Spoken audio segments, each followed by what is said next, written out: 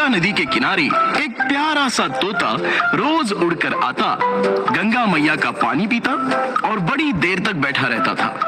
वहीं पास में एक पंडित जी ने अपना तंबू गाड़ रखा था। वो पूजा कराते और चंदन लगाते थे और उसके बदले में कुछ दक्षिणा पा जाते थे। वो रोज उस तोते को देखते और उनके मन में प्रश्न उठता था कि ये तोता यहाँ रोज क्यों आता है। पंडित जी ने अपने झोले से एक अमरुद निकाला और तोते को दिखाकर रख दिया। तोता धीरे धीरे आया और अमरुद खाने लगा। अरे तोते, तुम रोज आते हो, गंगा जल पीते हो और कुछ देर बैठकर चले जाते हो, क्या इसके पीछे कोई कारण है? तोता बोला, हाँ पंडित जी, इसके पीछे कारण है। मैं आपको बताता हूँ। पिछले जन्म में मैं एक ब्राह्मण का बेटा था। मेरा नाम गंगाराम था। मेरा एक छोटा भाई, उसका नाम जमुना प्रसाद था। एक बार हम दोनों गंगा नदी के इसी घाट पे नहा रहे थे। मेरा भाई जमुना मेरे रोकने के बावजूद भी गहरे पानी में चला गया और डूबने लगा। तेज धारा में तेजी से बहता चला जा रहा था। मुझे भी ठीक से तैरना नहीं आता था। मैं उसे बचाने के लिए गुहार लगाता रहा, लेकिन उस समय उसे बचाने वाला कोई नहीं था। इसके बाद भाई का कहीं भी पता नहीं चला। वो मुझसे हमेशा के लिए जुदा हो गया। गंगाराम, तुम्हें अपने पिछले जन्म की बातें कैसे याद रहती हैं? पंडित जी, मैं एक बड़े ज्ञाता साधु के सानिध्य में रहता था। वे ना बड़े तपस्वी और ज्ञानी थे। मैं उनके बगीचे में रहता और उनकी ज्ञान से भरी बातें सुनता। उनके साथ रहते रहते मैंने बहुत ज्ञान प्राप्त कर लिया। अचानक मुझे अपने पिछले जन्म की बातें याद आ गईं।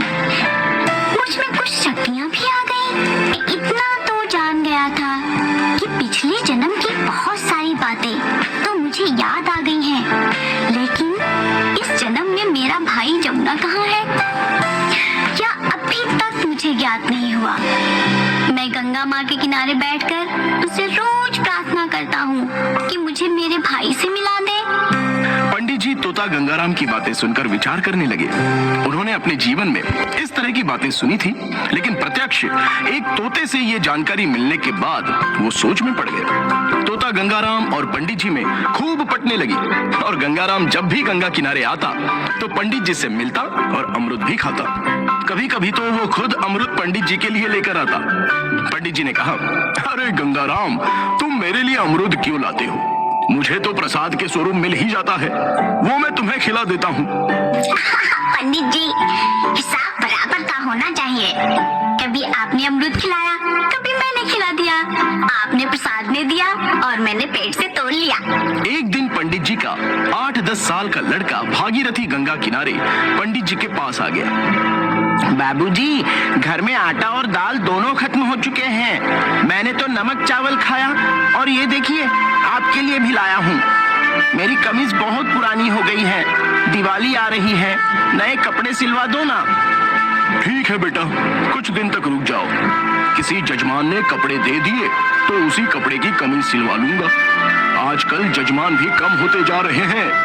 लोग गंगा मैया में नहा रहे हैं, लेकिन हमें भूल जा रहे हैं। पंडित जी, अब आप चिंता मत करिए। अब आपको सारे जजमान याद करेंगे और यहीं आएंगे।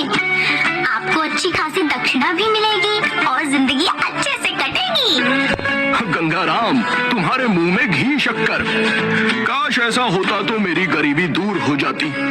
एक बिटिया है, उसकी शादी हो जाती। गंगाराम बोला, पंडित जी, वह दिन जल्द ही आएगा जब सब कुछ ठीक हो जाएगा।